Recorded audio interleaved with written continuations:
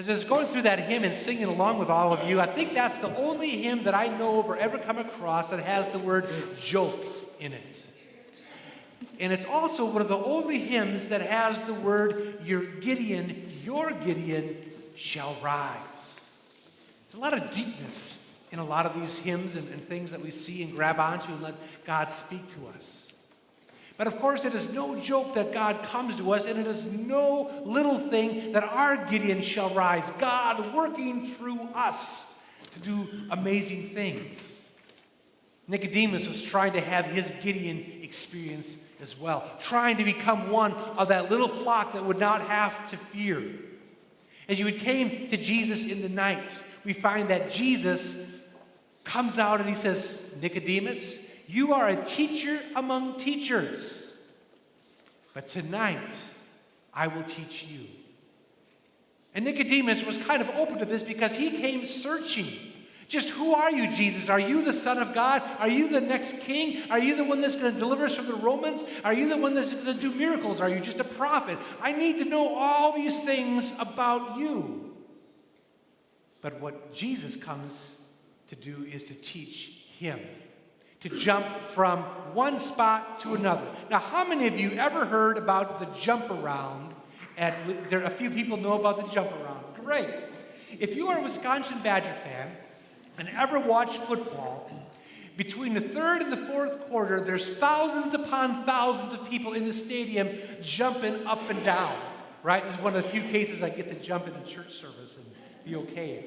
And that reminds me of the jump around, that Jesus is taking Nicodemus and saying, I need you to jump from these things of the world, things that can rust, things that can fade away, things that can be stolen, things that just are temporary. I need you to jump into the spiritual things.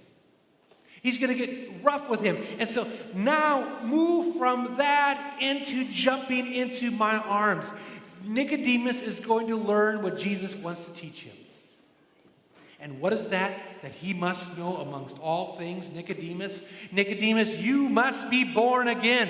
You are running in the ways of humanness. You are running with created things. You are running after other people. You are running after doing things, following laws, obeying this, doing that. You are wound up and tightened up about rules and regulations of how things can go. You, Nicodemus, need to be moved from unbelief to belief, moved from works righteousness into the gospel of Jesus Christ, namely me. I need you to be born again. I need you to be born to the Spirit. I need you to be living in the power of myself rather than focused on the ways and the doings and the dealings and the trappings of the world.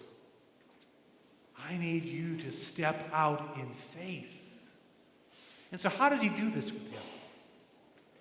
Jesus comes into his life and he sees Nicodemus as all about the temporal. This, that, and doing this, and getting this done, following these rules and regulations, or to do this, make sure that's washed, you got to do this checklist, and then we're all going to be good, and we can have a great weekend and all these things. He was living in temporal things to make him and his family and everyone else happy. He was dependent on everything on earth to make himself comfortable, secure, and okay. And so Jesus is getting into his life and saying, jump with me into amazing places. Come into the eternal realm. Don't worry about who the Roman government has in charge over you today. Don't worry about the things of the world that are going to rust and fade away, people that are going to come and go. Don't let that succumb. Don't let that overcome you. Get into the eternalness of God's power, strength, and wisdom, and let that just live in your life, Nicodemus. And so he's struggling with this. And so I sometimes think that Nicodemus must be from Missouri. Show me, Jesus. Show me all this, and I shall believe. Is anyone here from Missouri? Sorry about that if I offended you. But you know the show me state, just kind of using that as an illustration. A lot of great people in Missouri. There is. There really is. Okay? So let's move on. What he gives to Nicodemus is a nice little understanding of God's kingdom. And I came across this definition of God's kingdom along the way somewhere. And it keeps it nice and fresh and small and compact. It simply says, God's kingdom is God's rule of grace in your hearts. God's rule of grace. Well, what does grace mean here?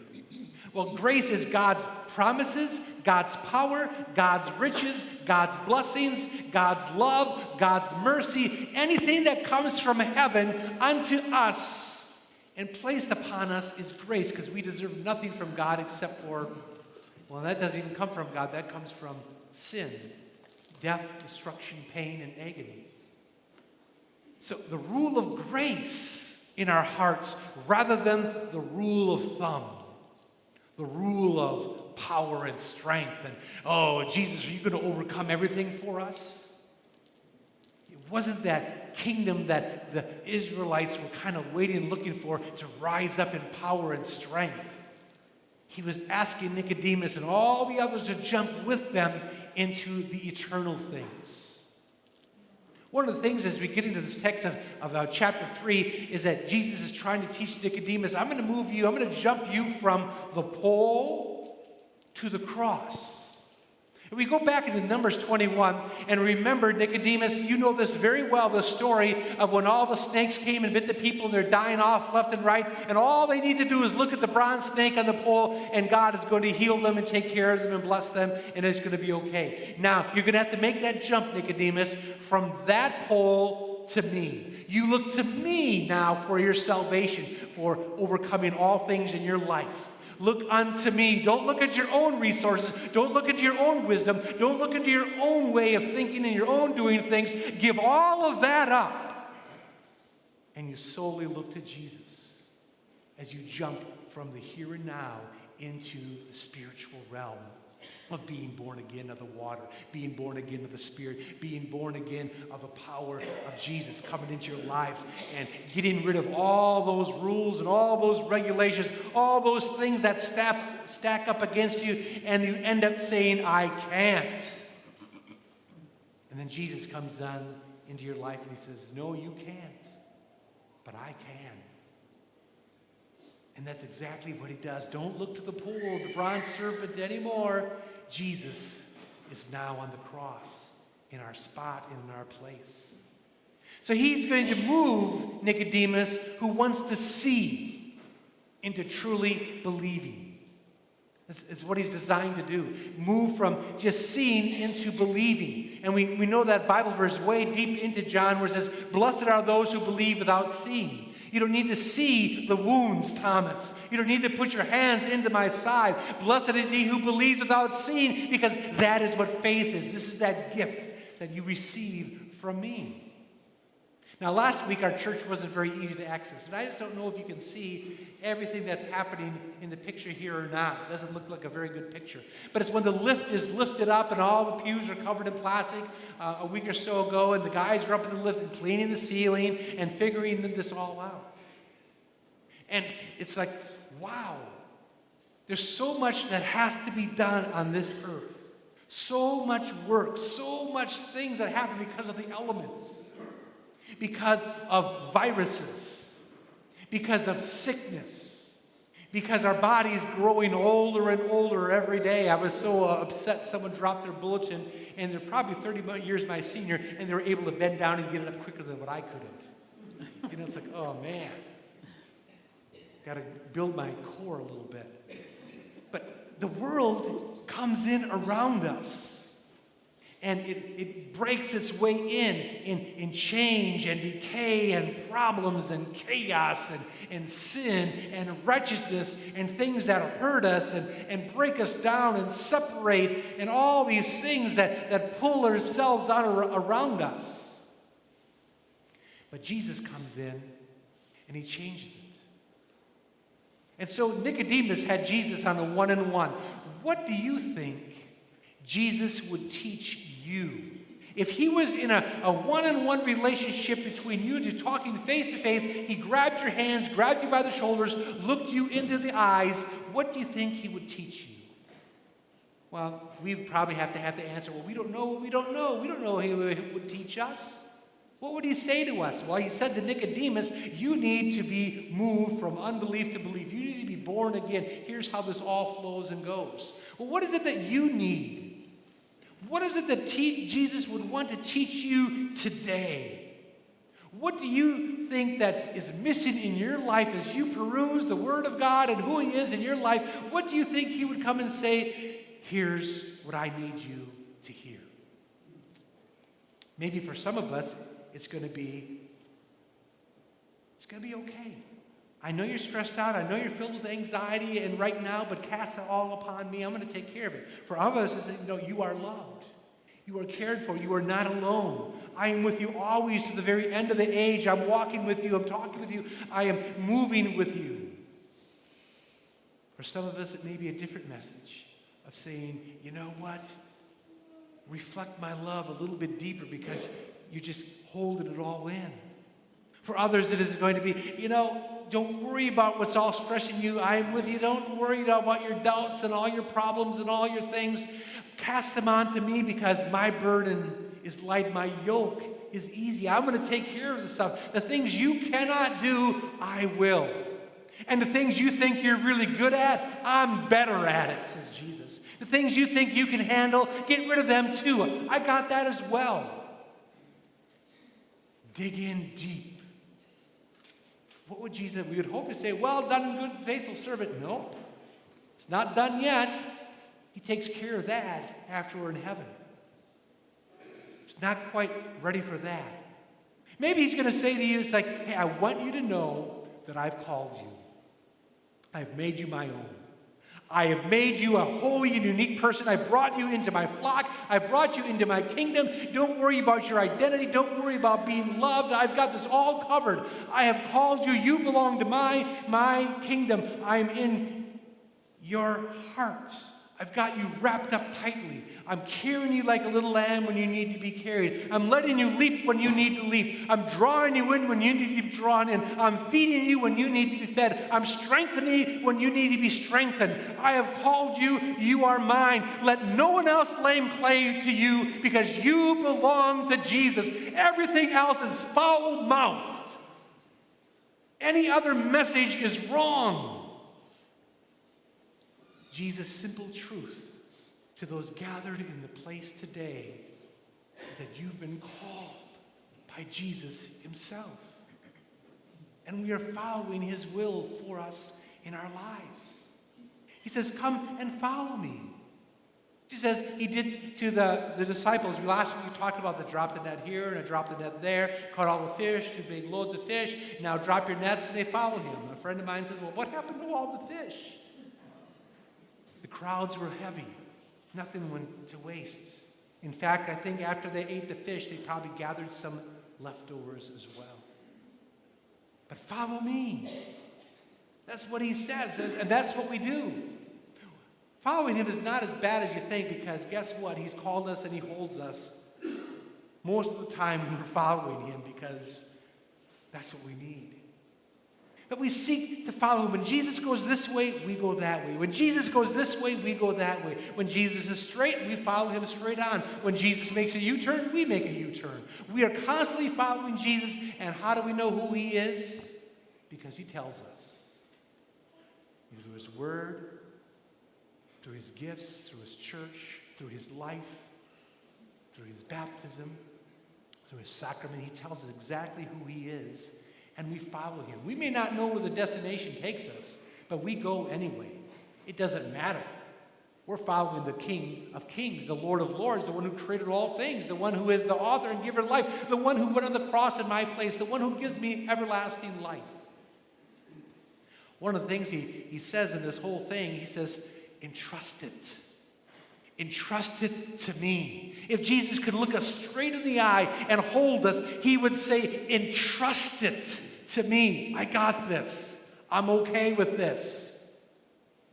So whatever the it is in your life, it's okay to entrust it, to move it on, to pack it upon him. He's okay with that. He's the God and creator. He understands sin. He understands problems. He understands pain. He understands doubt. He understands frustration. He understands hurt and suffering. He understands the whole concept of life. He understands child abuse. He understands human trafficking. He understands what it means to be flim-flam by people who simply want to take our money. He says, take all these things and entrust it to me. Live your life to the fullest in the gospel of Jesus Christ. And along the way, share. Share who you are. Share what you are about. Share the message. You've been entrusted with the gospel. You've been entrusted with the mysteries of Jesus Christ. You've been entrusted with life everlasting. You've been entrusted with great gifts beyond imagination. Share those good tidings. Today, many of us are going to be connecting with lots of people. Maybe some of you it's a good day to stay home and be alone while all the craziness of Super Bowl stuff is happening. But many of us are going to be in different relationships and maybe different places or different homes or wherever the case is. It's going to be okay to share food. It's going to be okay to share conversation, share some football, share some playing cards or games or whatever it is. But share a handshake. Share a care of kindness. Share some eye contact. Share a small prayer on someone's behalf. Share the love of Jesus in you one way or another because you may be the only person. There's a friend of mine that was talking about how they're discipling someone and about going to church. And I mentioned the person's attending church. It just happens to be you. You're the church for that person in their life at that particular time. Because the church is wherever the people of God are. In the coffee shop, on the baseball field, in the driveway, in the backyards, in the shopping centers. The church is you. You have been called by God, and we're following him, and he has made us his own, and we trust all of our stuff to him, and he says, now is the time to share. Well, what example does he give us for sharing? For God so loved the world that he shared his whole life with us on the cross and changed us forever. We have been born again. We have been brought by the power of the Spirit. The water has come unto us, and he has been made his dear children. And so we talk about him. Guess who we no longer have to talk about? Each other. We boast in the Lord. We talk about him. We talk about how God is working through us. You know, I went to a Super Bowl party the other day, and guess what? Jesus showed up in the strangest person. I guess they attend Lakeside. But that's the whole thing. Jesus in you. That's powerful stuff. And we simply are reflecting what Jesus did for us upon our hands, our hearts, and our words in simply listening, being, attending, making ourselves available in whatever capacity and way it is. Jesus made himself available on the cross for you. Sometimes it's not very fun to be made available in certain situations of life. That's the way it is. We're called into very hard situations. Some of these very hard situations are in our own families. Some of these very hard situations are among our dear friends. Some of these very hard situations are with our work or our community. But guess where Jesus is in every single situation? He's with you. He is there. You are not alone. You are with him. Just who are you, Jesus? Nicodemus was so wondering who you are. Today we give that great confession. Jesus, you've called me. Jesus, you put your tongue, my name is on your tongue, on your lips. You talk about me. To God the Creator, you've called me. You have come into my life, and I get to follow you, and I trust you with all my problems, all my anxieties, all my stresses, and guess what? I get to talk about you as I share all the things you have given me with great joy, with great love, with great peace. Just who are you, Jesus? You're my Savior that has saved me in every possible situation of life. In you, I find my meaning, my joy, my passion. Everything else is foul. But Jesus, you have purified me